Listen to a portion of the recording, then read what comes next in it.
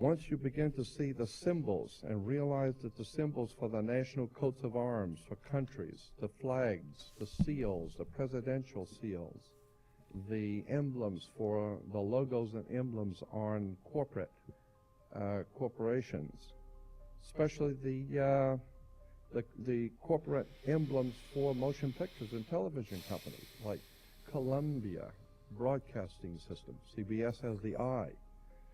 The Colombian system goes back to the Colombian faction of the Illuminati back in the early 1700s, not the late 1700s. And you begin to see why Space Shuttle is called Columbia. You have Columbia University, Columbia Pictures, Columbia Broadcasting. Columbia, very interesting word, and it's connected to the Jesuits. Once you begin to see how words and terms and symbols are used, and of course symbols are extraordinarily important in world affairs, all of a sudden it opens up, as I said, a whole new perspective on how stuff is happening. Let me give you an example of how words, my friend William Henry says you put an S in front of the word word and it becomes swords. The words are swords. They are cutting things. Humans are word responsive creatures. We respond to people's words. When you begin to see how words are used, let me give you an example of the magic. Why do you have to go to court? You go to court because you play basketball on a court. You play tennis on a court. How do you play tennis on a court? You play with a racket. Why? Because the people that develop it know it's a racket. That's where we get the term. Consequently, you need to understand that the words which are used by the systems under which we live are not by chance. In a court, the whole idea in a court is to put the ball back in the other guy's court. So this team of attorneys, they stand up and throw the ball back at the other team. Now the ball's in their court. They have to get up and throw the ball back into that court. The judge wears a black robe. Why does a judge wear a black robe? Well, the same reason Catholic priests wear black robes. Rabbis wear black robes. You wear a black robe. For many years, young people graduating from university and college wear a black robe. What's this stuff with a black robe? Let me give you an example of how this stuff works, and it's a very quick example. There are two basic kinds of law under the law of magic. There are two kinds of laws that govern the earth. One is called the law of the land, L-A-N-D. And we've heard that term, law of the land. Why do you use that term, the law of the land? Because that's where people live, is on land. But there's an opposing law which is far more important, far, far more powerful. It is called the law of water. It was developed under the old Druidic system in Europe, which can trace its history back to the Roman Empire through the Vatican, and ultimately back to the Phoenician Canaanites in the Middle East, of what we today call Phoenicia. Cana was called back what we call today Israel and Lebanon. Syria, that was called Phoenicia, Cana. And the Phoenician Canaanites, so the very word Cana, which we've all heard in relation to the Bible, Cana is a Phoenician word meaning bankers, merchant bankers. Well, the Phoenician Canaanites set up a system of merchant banking and had their Phoenician Canaanite symbols and words connected to their societies, their banking societies. We're talking about in the Middle East. And then through the Greece and ultimately through Rome, and then into Britannia, and ultimately into this country comes an ancient Druidic Phoenician Canaanite magical system of finance, education, and all of it is right in front of you. But if you don't understand what the words are, what the words mean, you're never going to figure out how this stuff works. We all have a cursory understanding of what we think is going on. That's not it. You need to understand that when even on your check, when you're writing a check, the place where you put your name on a check, look at that line, what you're signing on, and get a magnifying glass, and you will find that's not a solid line to sign your name on. That is written. It's a typed written sentence. that's been honed down to microscopic size. Get a magnifying glass and read on a check what is said where you sign your name. That's why the attorneys tell you, you better check the small print. The small print is ultra small. Where you sign your name on a check is saying something. Go back and read it. You need to understand that according to the old Phoenician Canaanite system, which we call today our educational and judicial system, there is no law in this country or in the Western world, no law, federal, state, county, city, commercial, it makes no difference. There is no law on the books anywhere in this country that applies to you as an individual creature. There is no law, because the people who designed the system thousands of years ago realized that there's two of you. There's the one that your mother gave birth to, that God created, so to speak, and even your mother didn't know what you were doing. Even your father and your mother have no idea what you're thinking or what you will do. You don't even know. So consequently, they have no control over you, your flesh and blood self. But somebody has to control this show, and so consequently, the ancient Phoenician Canaanites developed a system by which they would assign to every person a second you. And this is the way it works in America. There is two of you. Just as there are two states in this country, of every state is two states. You have the state of Nevada and Nevada State. You have Cal State, California State, and State of California. Not the same thing at all. California State, according to the law, is one thing. State of California is totally different. Has nothing to do with each other at all. It's the difference between being a lawyer and an attorney. Has nothing to do with them at all. It's totally separate words, means totally separate thing. Consequently, when you understand how words and terms are used and symbols are used, then we go back to the idea of the court. And as I said, there is no law in this country on any books that applies to you. None. All law in the Western civilization applies only to cooperations, co-ops. All law applies only to corporations, period. Across the board. No other, end of sentence.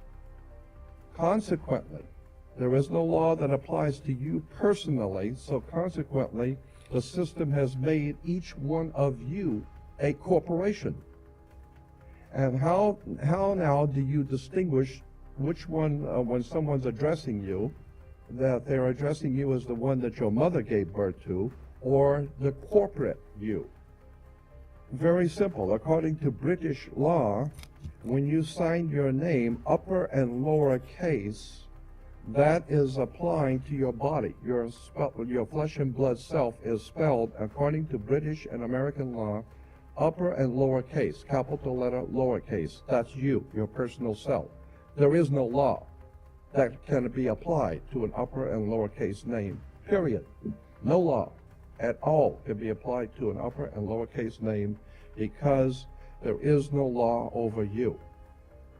Therefore, every piece of important bills, insurance, driver's license, identification, taxes, I don't care what it is, if it's a piece of business, period, in any kind of way, shape, or form, your name must, by law, international maritime admiralty banking law, your name must appear in all capital letters.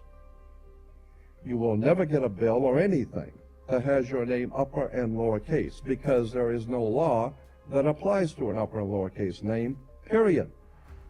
So if Sears is going to send you a bill, you go into Baskin-Robbins or Sears and you order a pair of shoes, what are you going to do? They're going to give you a ticket, and you're going to put it on your bill, and then they're expecting you to pay the bill. And consequently, they're going to charge you. Well, that's the same thing. You go into a courtroom. They're going to read out the charges. And the cop gave you the ticket. and you have been charged with speeding or whatever, and therefore you have to pay the charge. Well, once you understand, in America, according to our laws in America, you cannot pay a bill. Did you know that?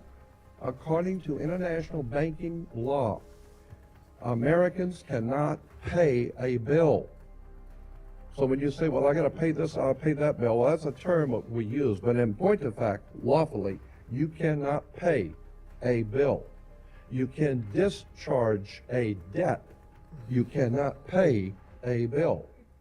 So consequently, you need to understand, what do you mean discharge a debt? Now it gets back to the court again. Now it gets back to the symbols and emblems of why the judge wears a black robe. It has to do with the planet Saturn. Saturn is the god that inhibits. He's the inhibitor and the law god, the god of law who inhibits, who holds back. He holds back everything and teaches you a lesson the hard way. Saturn. And women were told in the ancient world to listen to their god Saturn, who incidentally was called Lord of the Rings. Okay? And consequently, they're still making movies in Hollywood on Lord of the Rings, the planet Saturn. Women were told to listen to their god, the Lord of the Rings, so they were wearing an ear ring. Men were to get married before Saturn, their god, so they would wear a wedding ring. Consequently, the king would be crowned before Saturn. Saturn would be the round crown of the corona, the ring. Saturn, the god who is the inhibitor, the god of occult law, the mystical god Saturn, Lord of the Rings, who is in charge of and controls all occult law in the universe. This is why today we know that Saturn was referred to as El, E-L. El is a name that was given to the planet Saturn. And therefore, if you are worshiping Saturn, you represent the law, you are referred to in church today as an elder. How did you get to be an elder? You got to be an elder because you were one of the elites. How did you get to be an elite? You got elected. Because through elections, all of our system is based on occult, mystical words and terms going back to the planet Saturn, going back to the Phoenician Canaanite system of banking. Incidentally, where do you find a bank? You go to banks all the time. Where do you find a bank? Banks are on both sides of a river. They're called river banks. What does a river bank do? It directs the flow of the currency. Your money is referred to as the currency. This is why when you go to court, you have the current, electricity, because it's the juice. And if you don't have the juice, you don't have it. So if you don't have the juice, you can't capitalize. And the capital is a Latin word, meaning money. There's a very sinister, frightening, interesting symbolism that has been imposed upon this country, and the people have no idea in the world what's going on. All goes back to the Phoenician Canaanite system, ancient Phoenicia, ancient Babylonian Sumeria, and this is why the work of Zechariah Sitchin is so important. This is where the kings of England get their concept of the divine right of kings.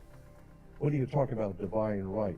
All of this is part of a subject which I call Zechariah ancient stuff. mysticism. Jordan Maxwell's amazing, Western but civilization. After the change of the century, coming into 1900s, decided they wanted to expand. They got so much money and they're doing so well. They thought maybe we could expand the business, move the corporation out a little bit. Let's expand business. Let's go to Germany or Europe and open up a big corporation there and take in their corporation, their government. We'll take them over. And the Germans said, "Hey, Jack," it was like a mafia. "What are you coming over here? You're gonna buy me? I'll buy you. You don't buy me." Like the Godfather movie. And the American corporation, British American corporation, said, "Unfortunately, maybe you didn't understand. Let me restate it so you understand. I didn't ask you. I'm telling you. We're moving in here. It's called a corporate takeover." And so there was a hostile corporate takeover. Well, the American corporation decided they wanted to take over in Europe, and they didn't want to be taken over. Well, it's too bad. They take over anyway. So they called it a hostile corporate takeover. We call it World War I. So the corporation called United States was able to overthrow the existing corporate order in Europe, but it cost a lot of money. They had to build a lot of tanks and jeeps and pay a lot of people, and the corporation, well, they were successful. They did what they wanted to do, but they went broke doing it. And so when they went broke doing it, and then the bankers pulled their money out in 29, we had something called a stock market crash, because the corporation spent so much money, they went broke. So the international banker says, well, if you're broke, what are you coming to me for? I'm not going to loan you money if you're broke. And so what do you have as collateral? You got any collateral that you could put up for me to loan you the money? And the corporation called United States, the British corporation called United States, said, yes, we have the stock. We'll give you stock in the company. You are the stock in the corporation. So they give your body to the banks in Switzerland. So your body now becomes stock for the corporation called United States, because you are a money maker. Bankers came in and said, if we're going to loan you money, you guys have lost money, you guys have gone bankrupt, we're going to take care of the accounting. We're going to see where the money goes. We'll give you the money, but we're going to make it sure it goes where we want it to go. So they set up the Federal Reserve System, and then the collection agency to make damn sure that you people pay us. We're going to set up to keep a record of how much you owe us in business each week. We're going to call it the Federal Reserve. And to make sure that your stock, all the chumps out there in America working, make sure the stock pays us. We're going to make sure they pay us. Don't just tell me you're going to pay. I'm going to make sure they're going to pay. So we will set up a collection agency. Our own personal collection agency is called the Internal Revenue. So the banks, the corporation called United States, loan money to the privately owned corporation called United States. And the United States Corporation gave your body, your birth certificate, to the banks as collateral for the loan. And that's why today Americans are nothing but slaves. Now this is something I want you to understand. And you need to listen carefully, because this is profoundly important. Most people have never heard this and don't even understand what I'm trying to say. But try and follow what I'm going to tell you. There are two kinds of law on the earth, as I've said. One is called civil law, which is the law of the land, and one is called maritime admiralty, which is called the law of water. Maritime admiralty is banking law. And the law on the maritime admiralty says that you, because you came out of your mother's water, are a maritime admiralty product. This is why the ship is sitting in its berth and is tied to the dock, and the captain has to give a certificate of manifest to the port authorities, because money is changing hands. This is why when you were born, you have to have a birth certificate. And it's got to be signed by the dock, because that's where the ship is tied to, is the dock. So the dock signs your birth certificate. Why? Because you came down out of your mother's water. You came down her birth canal. You are a maritime admiralty product, and therefore your birth certificate is signed by your mother. And where your mother signed on the birth certificate, get it, you will see it does not say parent or mother, it says informant. Your mother was informing the bank that she has just produced another product to be bought and sold. England, the British Crown, through international banking, owns your physical body. And that's the law. You can think it's funny all you want. So the bottom line is that you are a maritime admiralty product. And on the back of the Social Security card will be numbers in red. On the front will be in blue or black, but on the back will be in red. The numbers on the back of a Social Security card in red designate your body. It is the serial number of your stock. And this is why if you're wealthy, you are preferred stock. If you're poor, you are common stock. But you are a stock on the stock market. Your body is bought and sold through the use of your birth certificate. And if you could get your original birth certificate back, you would find that on the back of the birth certificate are all the banks around the world. All over the world, banks have used your birth certificate because you are a stock in a maritime admiralty banking scheme where you make money for banks. So consequently, the corporation and government and people who want to control you, they create a second you, and that second you that they control, that they created, is all capital letters. Check it out. Anytime you get a bill, get a lawsuit, you're going to find a ticket. Somebody sends you a bill from the Department of Water and Power. Check it out on your driver's license, on your Social Security card, on your insurance cards. Anything having to do with business, your name will always be all capital letters, because only all capital letters can be dealt with by banks and government. Anytime you have a name upper or lowercase, that applies to you. I got no control over you. You sign a contract in which your name is in all capital letters, now I can take you to court. Now I can take you. As a matter of fact, the judge sits on the bench. He rules from the bench. The word bench in Latin is a bank. Look it up in a Latin dictionary. So the judge rules from the bench. Right, because he's ruling for the bank. Why? Because somebody's going to pay. It's just a game here. The Queen of England wants a cut of the American blood. She wants a piece. So it's going, somebody's going to pay, and the money's going to go where? Into a bank. That's right. The judge rules for the bank. So consequently, if you are working in California making money, you are then referred to as a franchisee. You're a franchisee of a foreign corporation. 1849 Constitution of California says, no California citizen will ever pay taxes in California state. Ever. There will never be a state tax in California. Ever.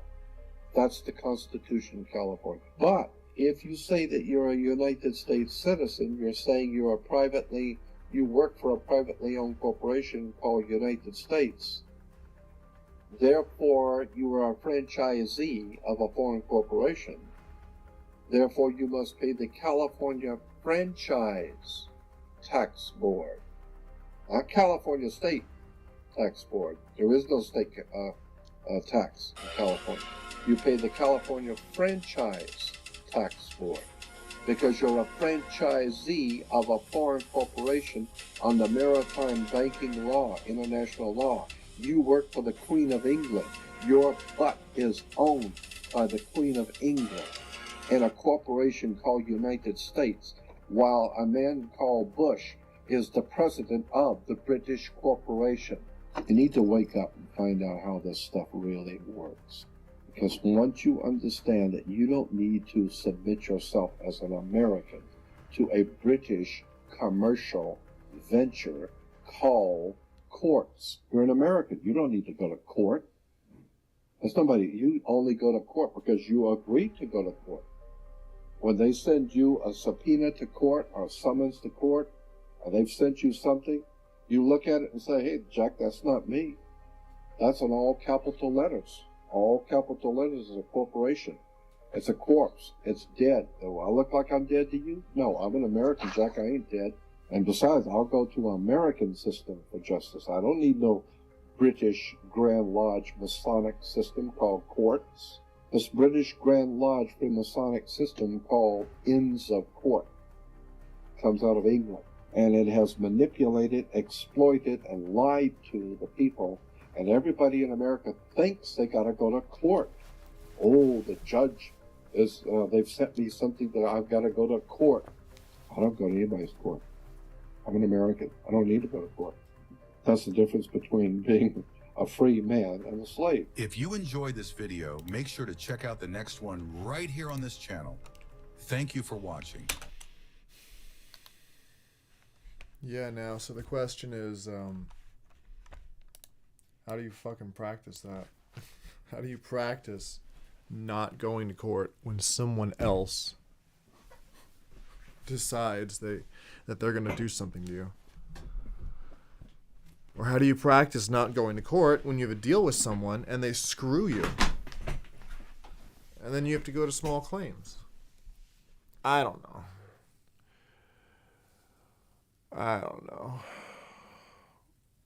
Why don't we all just get free money? Probably because we would destroy ourselves with it.